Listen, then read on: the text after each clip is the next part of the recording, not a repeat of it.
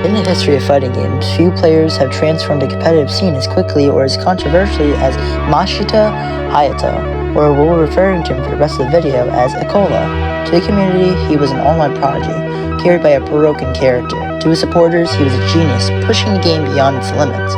But regardless of the opinion, one fact became impossible to ignore. A teenager from Japan had become one of the most, if not the most, dominant in Smash Bros. Ultimate history. Before 2022, almost nobody outside Japan knew who Acola was. During the pandemic, he dominated Smash Me, Japan's notoriously difficult online ladder, reaching ratings that seemed impossible. At just 15 years old, he entered his first Super Major, offline event, Masamune Top 7. Most expected for him to topple under nerves. Many expected him to fail. Instead, Acola swiftly won the entire event. What followed was one of the fastest rises in esports history, traveling internationally and mastering Steve's revolutionary mechanics. Acola defeated the world's best player and eventually claimed the #1 ranking on Limi Rank.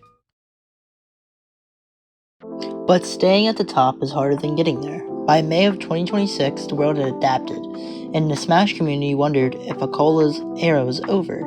To understand why this tournament mattered, you would have to understand the players involved. One was Acola, widely considered the greatest ultimate player of all the game's early era.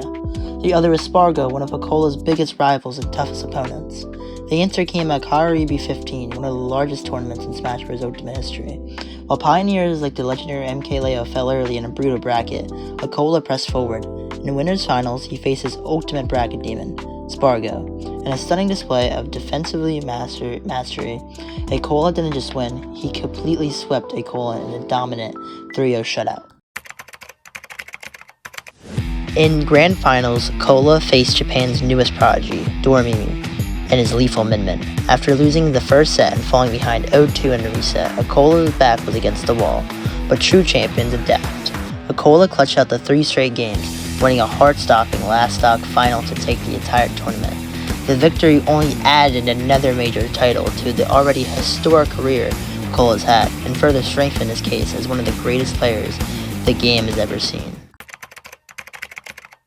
More people should learn about Acola because his story represents the growth of modern esports. He proved that a player could rise from an online competition and become the best in the world. Some of his best milestones include dominating Japan's Smash Mate ladder, winning Masamune Top 7 at age 15, reaching #1 spot on Limi Rank, and becoming one of the most top-ranked players in Smash Ultimate history.